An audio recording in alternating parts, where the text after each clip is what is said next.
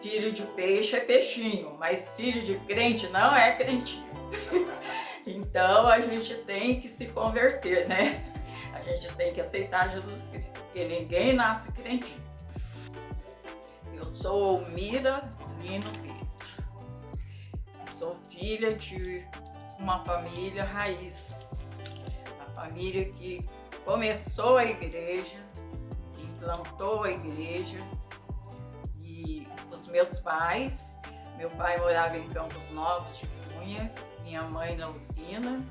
Eles se conheceram, se casaram, já eram convertidos, aí vieram morar em Cachoeira, e depois eu nasci, eu sou a primeira filha do casamento. Todos nós fomos criados no Evangelho, todos são convertidos. O meu pai, Joaquim Lino, foi um servo do Senhor e sempre serviu a Deus com muita humildade, com muita sabedoria. Ele se converteu lá nos Campos Novos de Cunha. Ele era uma pessoa que não sabia ler, porque ele não teve oportunidade de frequentar uma escola, mas ele era um servo fiel a Deus.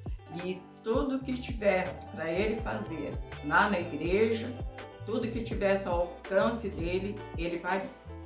Então, ele foi eleito diácono da igreja e foi diácono muitos anos. Até a dona Zuma, uma que era membro da nossa igreja também, que era esposa do seu Manuel, eles vieram de Minas, e ele era dentista, e aí eles eram da igreja presbiteriana. Mas naquele tempo não tinha presbiteriana em Cachoeira, porque a nossa igreja é a primeira igreja evangélica de Cachoeira. E na nossa casa, todos os dias, a minha mãe, a gente reunia de manhã e fazia o culto doméstico. Então, como meu pai não sabia ler, a minha mãe que lia e a gente orava. E na igreja também. Então nós fomos criados num lar muito abençoado por Deus. Eu, quando nasci, eu fui apresentada na igreja pelo pastor Avelino Tavares. E depois ele foi embora, vieram outros pastores e nós ficamos congregando, continuamos na igreja. E então, com 16 anos foi que eu me converti, batizei. Hoje eu já tenho 67 anos de membresia. Então, eu sou muito feliz, eu gosto muito da nossa igreja. E eu, quando era adolescente, fazia parte da União Juvenil, naquele tempo tinha União Juvenil. Depois eu fazia parte da mocidade, sempre trabalhei na igreja, fazia parte do grupo de evangelização aos domingos à tarde. Aí a gente ia até lá no São João, subia ali pelo Muro Vermelho, ia lá no São João evangelizar, ia para a cidade inteira, ia evangelizar na cadeia, a gente ia evangelizar lá na cadeia, até a dona Adelaide se converteu. Ela estava presa, ela se converteu e foi para a nossa igreja e morreu lá, membro da nossa igreja. Mas era muito bom, a gente era muito animado e a gente fazia assim, sempre a gente estava junto. E lá onde eu morava, na roça, a 2 quilômetros da cidade, os irmãos também sempre estavam lá em casa.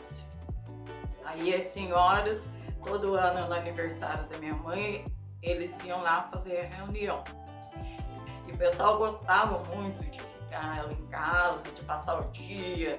E os pastores, todos os pastores que passaram pela nossa igreja, eles sempre iam lá na casa dos meus pais, passavam o dia lá. E era o maior prazer dos meus pais, era recebê-los em casa. A minha mãe gostava muito de cozinhar, de fazer bolinho, essas coisas, e era o prazer dela. esteja bastante gente lá para comer e ela lá fazer. Então era muito bom. Nossa, a gente viveu assim tempos maravilhosos, inesquecíveis. A minha infância, a minha juventude, nossa, foi muito, tudo, era muito bom. Escola dominical, os cultos à noite, as reuniões, e eu fui presidente um ano, e secretária, eu fui muito tempo, secretária da universidade. Então, a minha família, nós casamos, o meu esposo, Sebastião, ele era membro da Igreja Assembleia de Deus. Aí nós casamos, ele morava em Campos do Jordão, nessa época estava trabalhando lá. Aí eu fui para Campos do Jordão. Eu sempre, onde eu estiver, eu vou procurar a igreja e vou congregar. Se eu não posso estar lá na minha igreja raiz, eu estou na qualquer outra igreja evangélica que está falando de Deus, está pregando a palavra de Deus, eu estou lá assistindo. Agora eu estou indo com a Cidinha na Batista, mas eu só posso ir quando ela vai. Então, aí ele se afastou da igreja e ele ficou mais de 30 anos afastado da igreja. Acho que ficou uns 33 anos. Mas aí Deus nos abençoou com a ida do Valmir para o seminário. O Valmir foi chamado por Deus para ir para o seminário. Ele voltou, então ele era membro da Assembleia de Deus quando ele se afastou da igreja. Só que depois, quando ele voltou, aí ele veio para a nossa. Aí ele começou a ir junto comigo para a igreja. Aí falou que ele queria ser aceito como membro, queria reconciliar com a igreja. E graças a Deus ele reconciliou. E quando ele partiu, quando o Senhor chamou, ele estava firme com Deus. Eu tenho a dizer para os irmãos, para todos que estão lá, os congregados, que a gente deve, quando a gente se converte, Deus, a gente faz um propósito na vida da gente, que a gente vai servir a Deus. E esse propósito a gente deve seguir até o dia que Deus nos chamar. A nossa igreja é uma igreja assim, muito boa. Eu amo muito a nossa igreja. No passado já teve várias coisas que eu aborrecia a gente, mas graças a Deus a gente conseguiu passar por aquilo. Deus nos deu forças, a gente continuou caminhando e graças a Deus, hoje eu acho que a nossa igreja é muito abençoada, tá caminhando, graças a Deus, tá caminhando muito bem, tá indo tudo bem. Problema sempre vai ter, porque nós os seres humanos somos cheios de problemas, mas Deus tem nos dado força, Deus tem nos abençoado e eu estou muito feliz de fazer parte da nossa igreja. O Senhor é uma excelente pessoa, porque meu pai ele era uma pessoa assim mesmo. Ele gostava de tudo perfeito. O que ele fazia tinha que ser perfeito. Qual a poesia que a senhora escolheu aí para recitar para a gente? A Igreja de Cristo.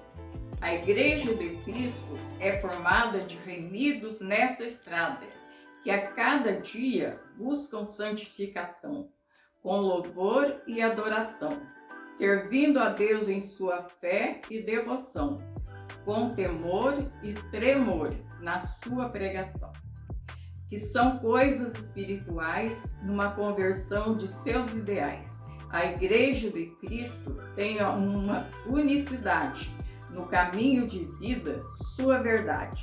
Essa obra de Deus nunca vai deixar de fazer sua missão, por essa palavra que liberta a vida e o coração. Essa Igreja de Cristo tem um referencial. é composto de pessoas de uma vida moral. Por mais que possam existir falhas, está sempre na luta, nunca desistindo dessa batalha, que disciplina todo convertido e os torna verdadeiros cristãos, de caráter adquirido, autênticos e sem máscaras de irrepreensibilidade. E com o fruto do Espírito Santo mostram sua sinceridade, não colocando a lei acima da graça, que tudo por amor a Deus se faça, valorizando o amor que nos ensinou o Senhor, sem dar valor aos dogmas humanos. O cristianismo tem o seu autor soberano, que é a nossa esperança que não se limita, no amor e na fé de quem acredita, sendo uma nova criatura. O Evangelho de Cristo nunca vai deixar de ser sua procura.